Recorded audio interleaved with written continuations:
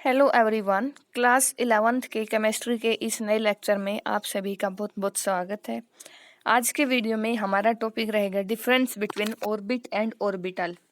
Orbit और orbital के बीच में क्या डिफरेंस है, तो चलिए शुरू करते हैं। N orbit is a well defined circular path around the nucleus in which electron revolve.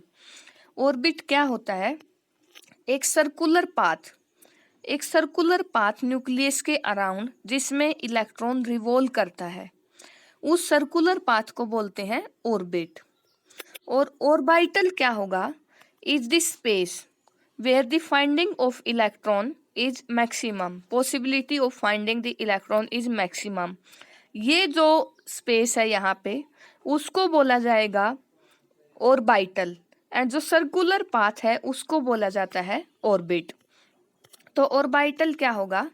N orbital is the three dimensional space around the nucleus within which the probability of finding electron is maximum up to 90%। जो circular path होगा वो होगा orbit, जिसके अंदर electron revolve करता है around the nucleus. और nucleus के अराउंड ही जो थ्री डायमेंशनल स्पेस है, ये वाला, जहाँ पे इलेक्ट्रॉन के होने की जो पॉसिबिलिटी है वो मैक्सिमम है, उस जो स्पेस है थ्री डायमेंशनल स्पेस, उसको बोला जाता है ऑर्बिटल। और it represent the planar motion of electron around the nucleus. Nucleus के अराउंड इलेक्ट्रॉन की प्लेनर मोशन, एक प्लेन के अंदर रिप्रेजेंट करता है ऑर्बिट।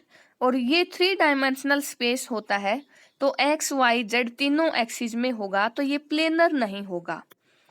और ये जो कॉन्सेप्ट ऑफ ऑर्बिट है, not in accordance with the wave character of electron and uncertainty principle. जो ऑर्बिट है एक सर्कुलर पाथ। जो कॉन्सेप्ट है ऑर्बिट का, वो वेव करेक्टर है जो इलेक्ट्रॉन का, और हाइजेनबर्ग अनसर्टेनिटी प्रिंसिपल है उसके अकॉर्डिंग नहीं है। और जो ऑर्बिटल का कॉन्सेप्ट है वो वेव करेक्टर ऑफ इलेक्ट्रॉन का वेव करेक्टर और हाइजेनबर्ग अनसर्टेनिटी प्रिंसिपल के अकॉर्डिंग, जिनके जो कॉन्सेप्ट है उसी के अकॉर्डिंग फिट बैठता है। And all orbit are circular and disc like. जो सभी ऑर्बिट हैं वो सर्कुलर होते हैं, सर्कुलर पाथ। लेकिन डिफरेंट ऑर्बिटल, जो अलग अलग ऑर्बिटल होंगे उसके डिफरेंट शेप होंगी। और एस ऑर्बिटल, जो ऑर्बिटल की टाइप होती है SPDF, उसमें एस ऑर्बिटल होता है स्फेरिकल शेप का, पी ऑर्बिटल डम्बल शेप होती है, एंड डी ऑर्बिटल्स की अलग अलग शेप होती हैं। हम ऑर्बिटल्स की शेप आगे की वीडियो में जरूर पढ़ेंगे। और orbit do not have any directional character. जो सर्कुलर पाथ होता है ऑर्बिट का, उसका कोई डायरेक्शनल करेक्टर नहीं होता है, लेकिन सारे के सारे जो ऑर्बिटल्स हैं एस ऑर्बिटल को छोड़ के उसमें डायरेक्शनल करेक्टर होता है। And maximum number of electron, किसी भी ऑर्बिट के अंदर ज्यादा से ज्यादा कितने इलेक्ट्रॉन आएंगे वो 2n² फॉर्मूला से आप बता सकते हो। जैसे फर्स्ट ऑर्बिट है तो 2 इंटू एन की वैल्यू होगी नंबर ऑफ जो सेल है या number of orbit. First orbit है तो 2 इंटू 1 का square is equal to 2 electron आएंगे। और जो किसी भी ऑर्बिटल के अंदर जो ज्यादा से ज्यादा इलेक्ट्रॉन आ सकते हैं, किसी भी ऑर्बिटल में मैक्सिमम 2 इलेक्ट्रॉन आ सकते हैं, मैक्सिमम।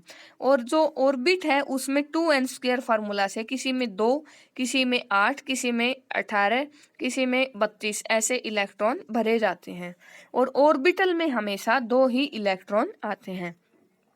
तो गाइज ये थी आज की हमारी वीडियो। आई होप आपको ये वीडियो पसंद आई होगी, सो प्लीज चैनल को लाइक शेयर और सब्सक्राइब जरूर कर देना। Thank you guys.